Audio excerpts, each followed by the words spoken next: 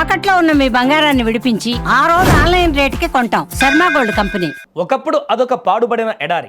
నిన్నటి వరకు భూతల స్వర్గం కానీ ఇప్పుడు కాలిపోతున్న అగ్నిగుండం. పశ్చిమాసియాలో రగులుతున్న యుద్ధం ఇప్పుడు ఒక అందమైన అమాయకమైనటువంటి దేశాన్ని నిలువున దహించి వేస్తుంది. అదే ఖతార్. తమకు సంబంధం లేని యుద్ధంలో ఇప్పుడు ఖతార్ బలైపోతుంది. ఇరాన్ ప్రయోగించిన మిసైళ్ల దెబ్బకు ఖతార్ గుండెకాయ లాంటి ఇంధన క్షేత్రాలు పేక మేడల్లా కూలిపోయాయి. ఎన్నో దశాబ్దాలు కష్టపడి ఇసుక తిన్నెల మీద నిర్మించుకున్న ఆ అద్భుత సామ్రాజ్యం ఇప్పుడు నిలువునా కూలిపోతుంటే ఆ దేశం కన్నీరు పెడుతుంది. అసలు ఇరాన్ దాడుల వల్ల ఖతార్కు జరిగిన నష్టం ఎంత? అప్పటి ఖతార్కు ఇప్పటి ఖతార్కు ఉన్న తేడా ఏంటి? ఈ దెబ్బతో ఖతార్ నిజంగానే దశాబ్దాల పాటు వెనక్కి వెళ్ళిపోయిందా? అసలు ఖతార్కు ఎంత పెద్ద డ్యామేజ్ జరిగిందో తెలుసుకోవాలంటే ఖతార్ ఎనర్జీ CEO సాద్ అల్ ఖాబీ చెప్పిన విషయాలు వినాల్సిందే. ఇరాన్ చేసిన దాడుల వల్ల ఖతార్లోని అతిపెద్ద గ్యాస్ ప్రొడక్షన్ హబ్ అయినటువంటి రాస్ లఫాన్ తీవ్రంగా దెబ్బతింది. దీంతో పాటుగా ఏకంగా 17% లిక్విఫైడ్ న్యాచురల్ గ్యాస్ ఎగుమతుల సామర్థ్యం ఆవిరైపోయింది. సో దీనివల్ల ఖతార్కు జరిగినటువంటి ఆర్థిక నష్టం ఎంతో తెలుసా? అక్షరాల ఏటా $20 బిలియన్, అంటే మన కరెన్సీలో చెప్పాలంటే సుమారుగా 1,60,000 కోట్లు. పోనీ దాన్ని వెంటనే బాగు చేసుకుందాం అనుకుంటే ఆ కేంద్రాల మరమ్మతులకు ఏకంగా 3 నుంచి 5 ఏళ్ల సమయం పడుతుందని స్వయంగా ఆయన ప్రకటించడం ఖతార్లో నెలకొన్నటువంటి పరిస్థితులకు ఇప్పుడు నిదర్శనంగా మారింది. అసలు ఖతార్కు అప్పటికిప్పటికి ఉన్న తేడా తెలిస్తే ఈ నష్టం చూసి ఎవరికైనా బాధ కలుగుతుంది. ఎందుకంటే ఒక 40-45 ఏళ్ల క్రితం ఖతార్ అంటే కేవలం ఒక ఇసుక ఎడారి.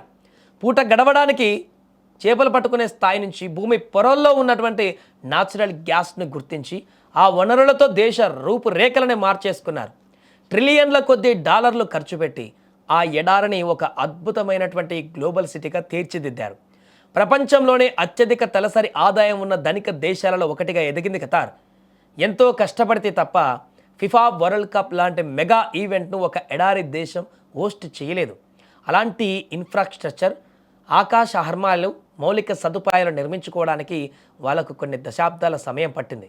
కానీ ఇప్పుడు వాళ్ళ పాలిట కల్ప వృక్షం లాంటి ఆ గ్యాస్ ప్లాంట్ల మీదే దాడులు జరగడం నిజంగా దురదృష్టకరం.